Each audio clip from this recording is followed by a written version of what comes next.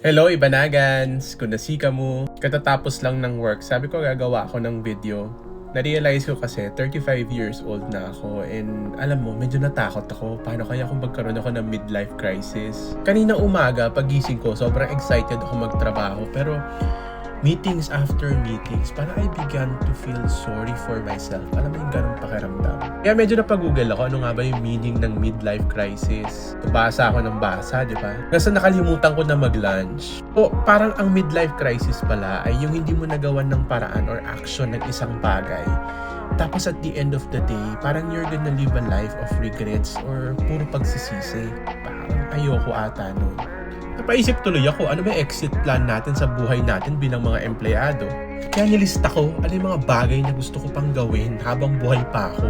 Ayoko kasing tumanda tapos magalit ako sa mundo dahil hindi ko nagawa yung mga bagay na dapat nagawa ko during my lifetime. And I think it's very common lalo na pagpatak ng edad na parang pagdating mo kasi ng age na to, wala ka nang ginawa kundi work, and then we forget to have.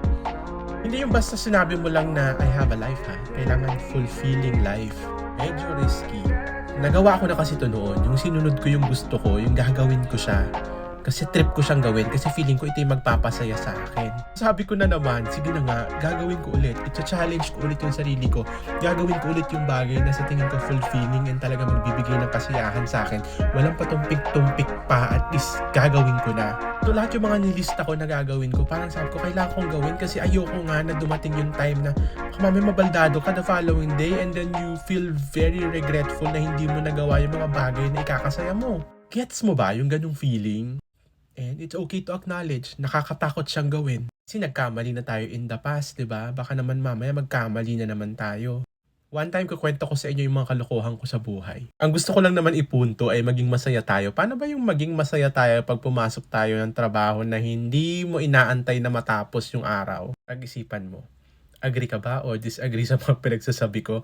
Or siguro baka gusto mong isipin, may mga bagay ka ba na gustong gawin at ano yung mga pumipigil sa'yo bago ka pa magka-midlife crisis?